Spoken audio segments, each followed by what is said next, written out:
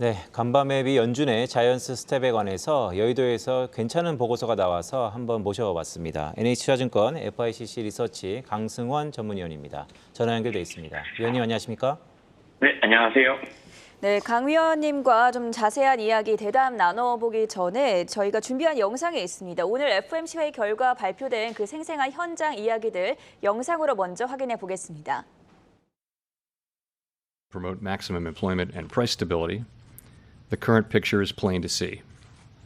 The labor market is extremely tight, and inflation is much too high. Against this backdrop, today the Federal Open Market Committee raised its policy interest rate by 0.75 of a percentage point and anticipates that ongoing increases in that rate will be appropriate. In addition, we are continuing the process of significantly reducing the size of our balance sheet. Recent indicators suggest that real GDP growth has picked up this quarter. 네, 위원님, 방금 화면에서도 나왔지만 이번 기자회견은 조금 길었긴 했는데요. 시장의 예상대로 자이언스 스텝을 밟았습니다. 하지만 금융시장은 매우 환호하는 모습인데 우리 시장도는 마찬가지고요. 그럼에도 불구하고 이 연준 푸세의 지속성에 대해서 우려감이 있는 상황입니다. 연구원님은 어떻게 보셨을까요? 네, 사실 연준 풋이란 표현은 원래는 사실은 완화를 한다거나 예를 들어서 지금까지 긴축을 하고 있다가 그걸 멈춘다거나 하는 식으로 원래 하던 거를 멈추거나 뭔가 완화를 하거나 이런 것인데 지금 시장에서는 흔히 말하는 과잉 매도를 되돌리는 것과 패드풋을 조금 혼돈하고 있다고 생각을 해요. 생각해보시면 저희가 올해 연초부터 보면 처음에는 50bp 얘기 나왔다가 에이 아닐 거야 해서 결국 50bp가 올라갔고 저희가 이제 5월 FOMC만 하더라도 파월이 아예 75보다 50이 하다가 결국 75로 올라간 거잖아요.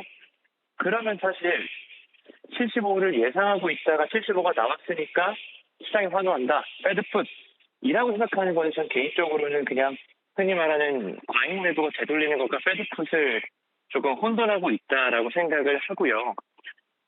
이것에 대해서 제가 마치 연준이 시장을 달래줬다라고 표현을 한다거나 시장이 원하는 대로 움직여줬다라거나 해석하는 건 조금 앞뒤가 안 맞는 해석이다라고 저는 생각을 하고 있습니다. 그리고 오히려 오늘 봐야 될 건 75bp를 올리고 사실은 7월 달에도 75가 가능하다라고 이야기가 있었으니 정확히 말하면 5월 FOMC보다 향후 긴축의 속도에 대해서 분명하게 레벨업을 한 게 팩트거든요. 사실은 그런 관점에서 조금 연준의 이번 회의를 바라볼 필요가 있다. 마치 이번 주 초에 갑자기 100bp, 150, 200bp 이런 이야기들이 쏟아지면서 나왔던 우려들이 되돌린 것과 패드풋을 조금 혼돈하지 말자 이렇게 말씀드리겠습니다. 신중하게 바라봐야 한다라고 강조를 해주셨는데 연준이 내놓은 보고서에 따르면 사실상 경기 침체를 인정한 회의였다라는 평가가 있습니다. 그리고 실업률 전망치도 높여 잡았는데 여기에 대한 의미는 어떻게 해석을 해볼 수 있을까요? 그러니까 되게 중요한 콜이 나왔다고 봐요. 그러니까 지금까지는 계속해서 하드랜딩 없이 물가 잡을 수 있다라는 이야기들을 하고 있었고 결국은 시장에서 고민은 이 정도 물가 상승 압력이 진짜 하드랜딩 없이 잡을 수 있냐, 애초에 말이느냐 아니면 그 정도 흔히 말하는 각오 가지고는 물가 못 잡을 걸이라고 의심을 하고 있었는데 이번에 그 두 가지를 가장 중요하게 보는 게 미국의 올해 성장률 전망치를 큰 폭 하향 조정하면서 올해와 내년 성장 전망치를 1.7로 낮췄어요. 지금 연준이 추정하고 있는 잠재 성장률이 1.8, CBO가 추정하고 있는 잠재 성장률 2.0인데요. 미국 역사상 미국의 성장률이 잠재보다 낮을 때 금리를 올렸던 사례가 딱 한 번 있는데 그게 볼커 때였고요. 그리고 볼커 때 금리 인상을 해서 경기 침체가 왔다라고 하는 건 다 아닌 거죠. 그러니까 결국 이번 연준 FOMC가 가장 주는 큰 의미는 공식적으로 인정했다고 봐요. 우리는 볼커처럼 경기 침체를 어느 정도는 유도해서라도 물가를 잡겠다라고 하는 거를 공식 인정한 회의라는 게 핵심이라고 봅니다.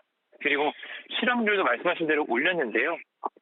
결국은 고용시장을 꺾어내겠다라는 의미로 보고 과거에 또한 똑같은 얘기지만 금리 인상 사이클에서 실업률이 올라갈 때가 항상 인상 사이클 마지막이었다라고 하는 거 결국은 종합해보면 경기 침체를 각오한 긴축에 대해서 공식적으로 인정한 회의 그렇다면 인플레이션 정책 그리고 연말로 갈수록 정책의 효과로 시장의 테마가 넘어갈 거다 이렇게 보고 있습니다.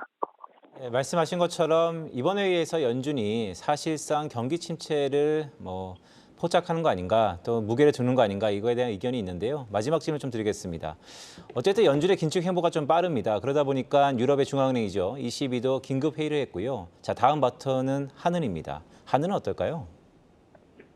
사실 일단 연준이 2달 연속 75 인상 시사를 한 이상 당연 다음 달 회의에서 빅스텝 인상은 한국은행도 피할 수 없다고 봐요. 결국은 연준이 이렇게 서두른 이유가 아까 말씀드렸다시피 경기 침체를 각오하고 있다는 이야기는 연말로 갈수록 금리 인상하기 어려워지는 환경이라고 하는 것을 인정한 거고요. 똑같습니다. 한국도 똑같을 거예요. 미국이 감기 걸리면 한국이 몸살 걸린다라고 이야기를 하죠. 미국의 경기 침체를 각오한 정도로 경기가 위축된다는 이야기는 연말로 갈수록 한국 경제에 더 많이 위축될 거고 더 금리 인상하기 어려워지는 환경이 될 겁니다. 그렇다면 한국은행 역시도 아마도 빅스텝 인상을 통해서 조금 빠르게 금리 인상이 나설 거다라고 보고요. 일단 7월 빅스텝 인상에 대해서는 저희가 인정하고 넘어가야 된다 이렇게 생각하고 있고 연말까지 기준금리는 다만 미국보다는 좀 낮은 수준이 적절하다고 보기 때문에 맥스 2.50, 그러니까 2.25에서 2.50 정도의 기준금리를 전망하고 있습니다. 네, 오늘 새벽에 공개된 6월 FOMC 회의 결과와 함께 또 한국은행의 통화정책에 미칠 영향, 전망들까지 자세하게 짚어봤습니다. NH투자증권 FICC 리서치부의 강승원 전문위원과 함께했고요. 다음 기회에는 저희 스튜디오에 나와서 또 대담할 기회가 있었으면 좋겠습니다. 고맙습니다. 네, 감사합니다.